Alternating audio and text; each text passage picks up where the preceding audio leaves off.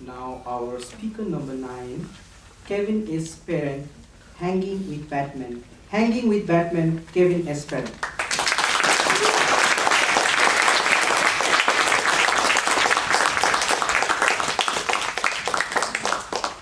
A scream in the distance. There's danger. Someone is hurt.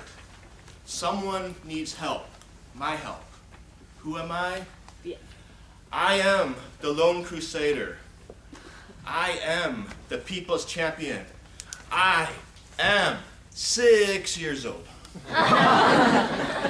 6 years old and with a vivid imagination.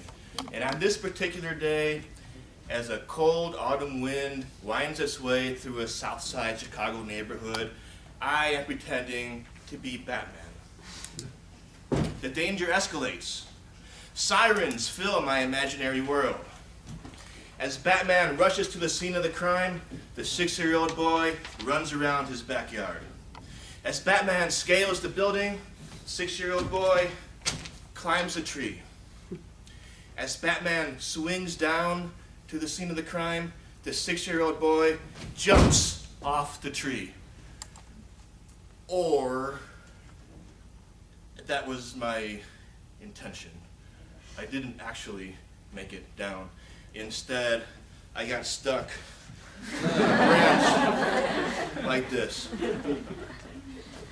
Mr. Toastmaster, members, guests, you are stuck on a tree and nobody is around. What would you do? You don't have very many options. I sure didn't. What's the first thing you would do? Probably the first thing I did, which is this.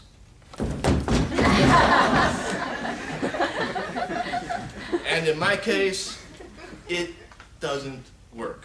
And it's time for a new option. Now, I'm a smart little 6-year-old. I know all I gotta do is unzip my jacket and I will fall to the ground. It's not that far, I was gonna jump anyway. But there's one problem with this.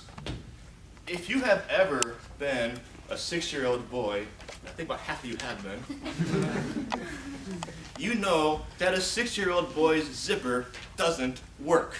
This part is open, this part is zipped, and this part is open.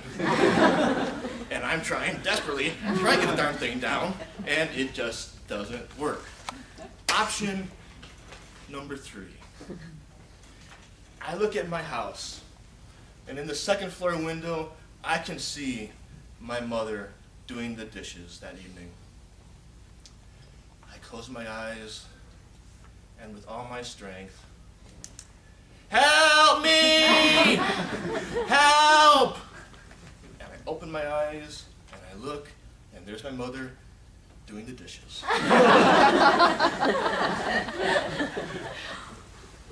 I'm down to my last option. My parents sent me to Catholic school, and I knew that one more thing I can do is pray. And I'm hanging from the tree like this, and I close my eyes, and I fold my hands, and I don't fold my hands, and I say, "Dear God, help me! Help!" And I hear a voice from the skies.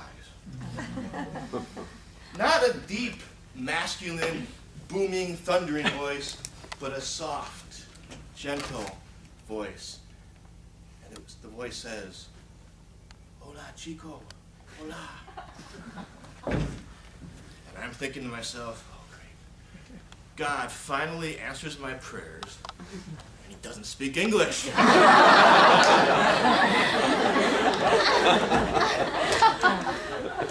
Hola, chico. And I look up, and in the building behind us, 3rd floor window, there's a woman sticking her head out. Hola, chico. And then the 2nd floor window opens up, another woman sticks her head out to see what the commotion is, and she starts translating for us. And this woman yelling something in Spanish, I don't know what it is. Second floor windows, little boy, what's your phone number? 331. Tres, uno.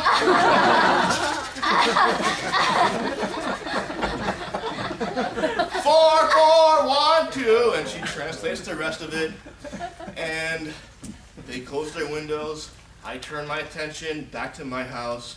I see my mother stop doing the dishes, answering the phone, and the next thing I know, my mother is looking out the window like this. My father comes, he looks out like this.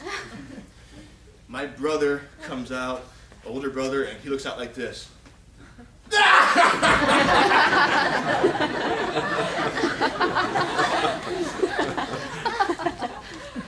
My brother comes out to let me down in more ways than one.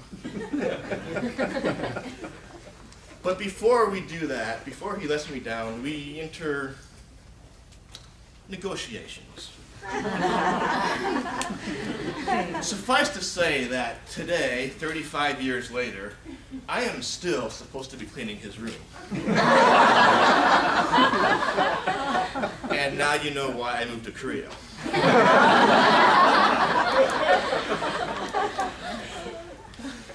Members and guests, what happened to me that day happens to all of us every day. We all have dreams, we all have plans and fantasies, but daily life trumps them. Dreams can always wait. Daily life doesn't. How many dreams have you had that reality convinced you that dreams are all they'll ever be? How many dreams have you dreamt that you lost because you realized you're too busy, you don't have the time to do it? Members and guests, are you in control of your life, or is life in control of you?